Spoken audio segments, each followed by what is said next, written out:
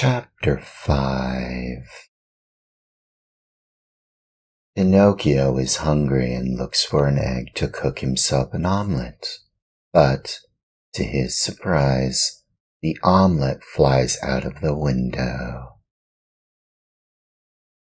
If the cricket's death scared Pinocchio at all, it was only for a very few moments.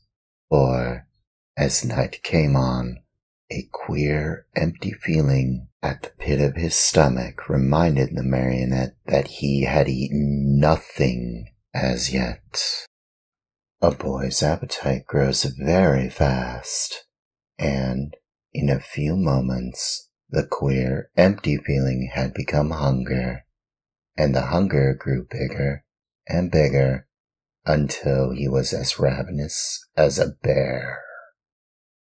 Poor Pinocchio ran to the fireplace where the pot was boiling and stretched out his hand to take the cover off. But, to his amazement, the pot was only painted. Think how he felt. His long nose became at least 2 inches longer. He ran about the room, dug in all the boxes and drawers, and even looked under the bed in search of a piece of bread, hard though it might be, or a cookie, or perhaps a bit of fish. A bone let by a dog would have tasted good to him, but he found nothing. And meanwhile his hunger grew and grew. The only relief poor Pinocchio had was to yawn, and he certainly did yawn. Such a big yawn that his mouth stretched out to the tip of his ears. Soon he became dizzy and faint. He wept and wailed to himself. The talking cricket was right. It was wrong of me to disobey father and to run away from home.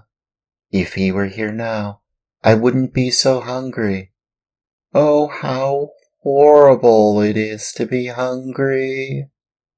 Suddenly he saw, among the sweepings in a corner, something round and white that looked very much like a hen's egg.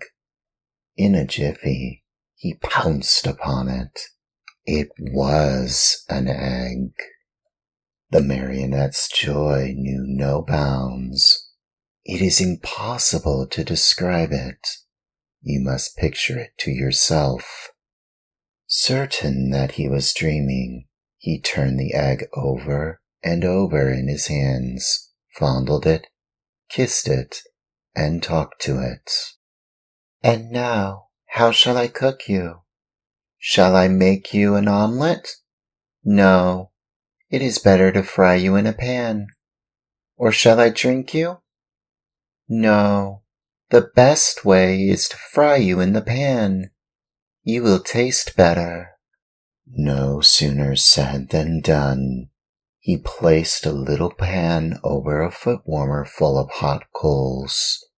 In the pan, instead of oil or butter, he poured a little water. As soon as the water started to boil, he broke the eggshell. But in place of the white and the yolk of the egg, a little yellow chick, fluffy and gay and smiling, escaped from it.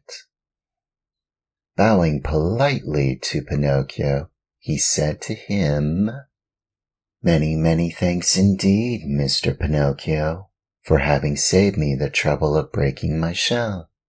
Goodbye, and good luck to you, and remember me to the family." With these words he spread out his wings, and, darting to the open window, he flew away into space, till he was out of sight. The poor marionette stood as if turned to stone, with wide eyes, open mouth, and the empty halves of the eggshell in his hands. When he came to himself, he began to cry and shriek at the top of his lungs, stamping his feet on the ground and wailing all the while. The talking cricket was right. If only I had not run away from home, and if Father were here now, I should not be dying of hunger. Oh, how horrible it is to be hungry!"